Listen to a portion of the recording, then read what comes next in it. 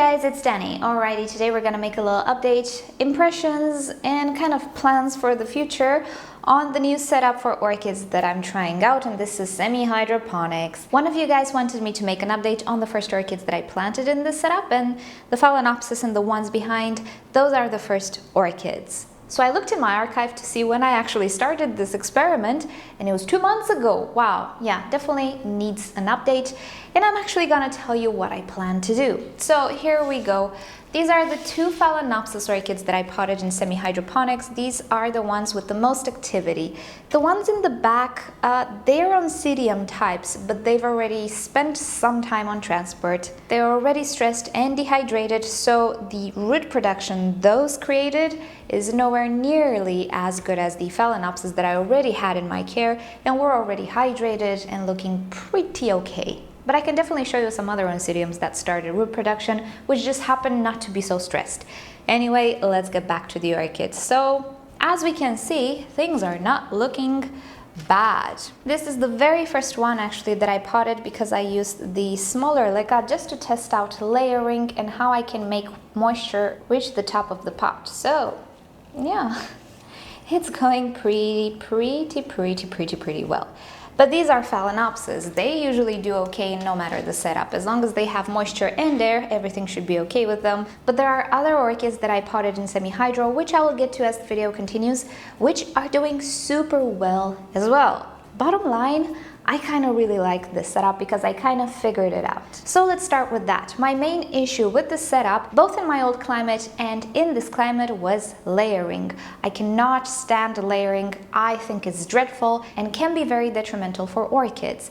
Now by layering, I refer to a layer at the top which dries super fast in comparison to the bottom. And this layer is not the first layer of leca, no, it's a few centimeters deep.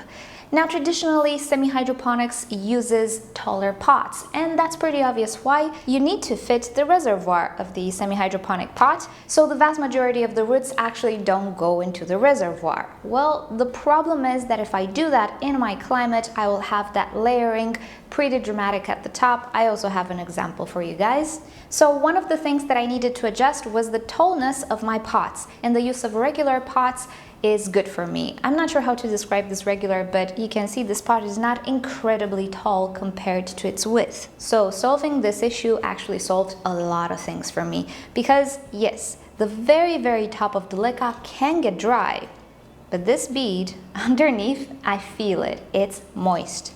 That's what I want. The moisture should be right under the leca. There are quite a few benefits of not having layered spaces. First of all, accumulations of salts from fertilizers. Orchids consume fertilizers as long as fertilizers are available, and the only way they're available is if they're dissolved in water. Once they dry, the salts start to burn roots, if they are excessive, of course. So, within this space, I might have a certain quantity of fertilizer which the orchid will consume until the space gets dry. What happens then? The fertilizer deposits on the leca and on the roots.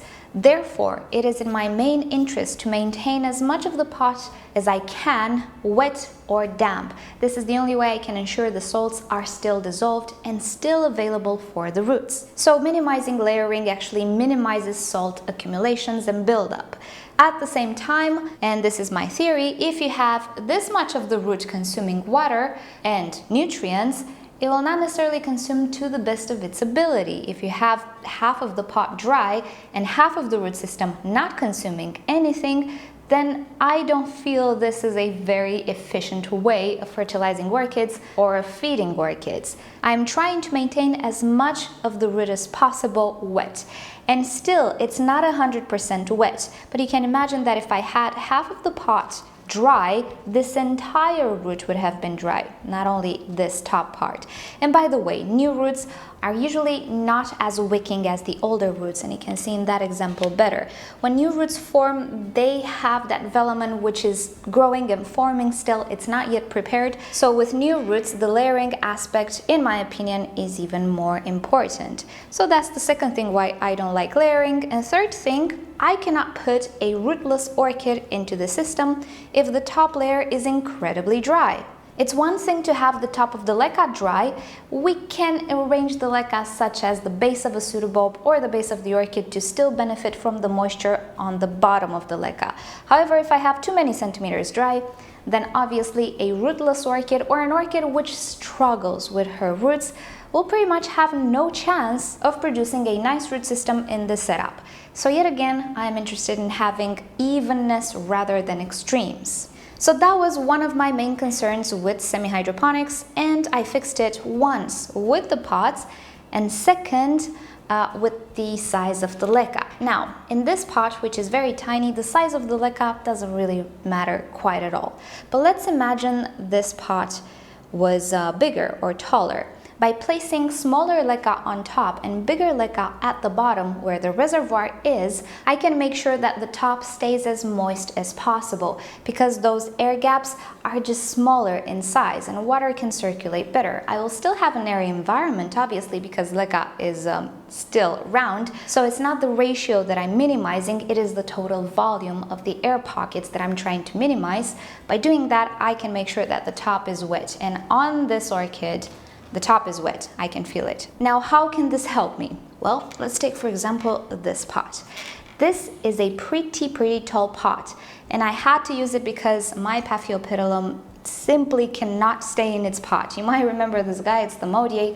I always had issues with this guy just climbing out of the pot. He has a long root system, so I had to accommodate for it. So I am using here a tall pot indeed, and I tried to make the reservoir a little taller. However, it wasn't enough.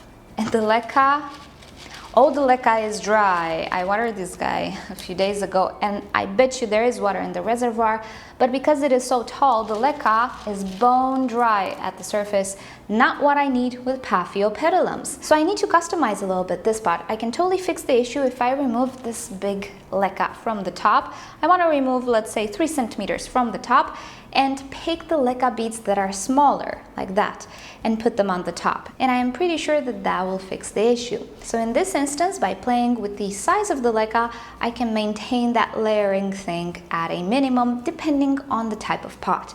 But this is an exception, and most of my pots are just regular size. They're not very tall, and I can get away with the same sized leca all the way through the pot.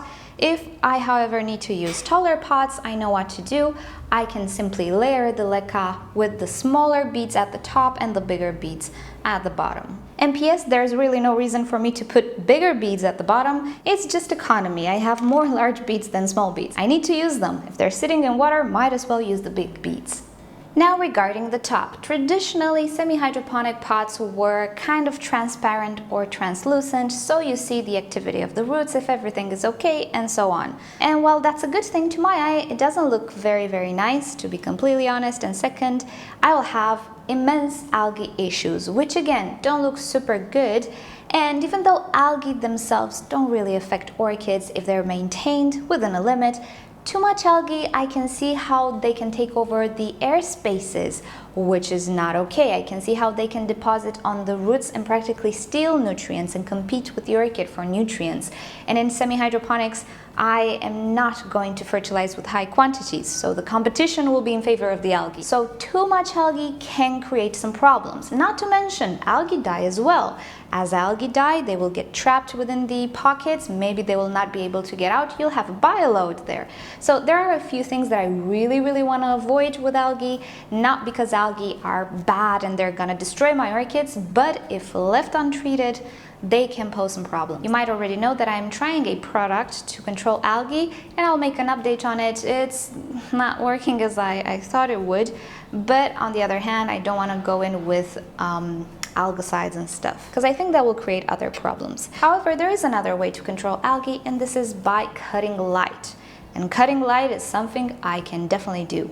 So I decided to start using my decorative containers, which I have an excess of and nothing to do with, as semi-hydroponic pots, and it works great. These containers are not fully opaque. If you look through one, hard to show here, but if you look through one, you can see some light, so it's not like they're complete black. Although I did see semi-hydroponic setups with very dark colored pots as well, and it still works great. That's good.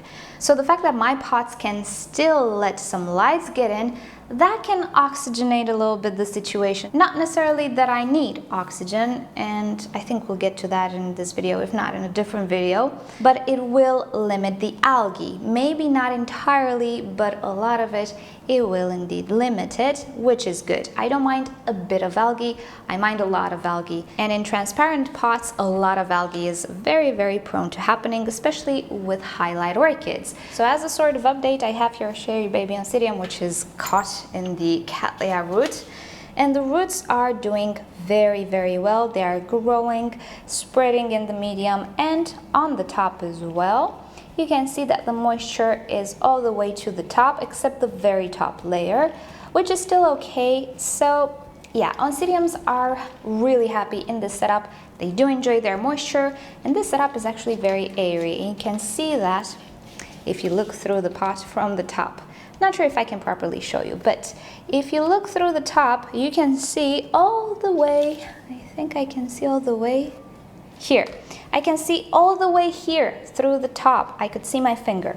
That's how airy this media and the system is. Alrighty guys, so because this video was very long, when I start to talk, I will split this in two and I'll post the second part tomorrow. I know tomorrow should be my day off, but there we go, we're gonna have a video tomorrow because I already filmed it.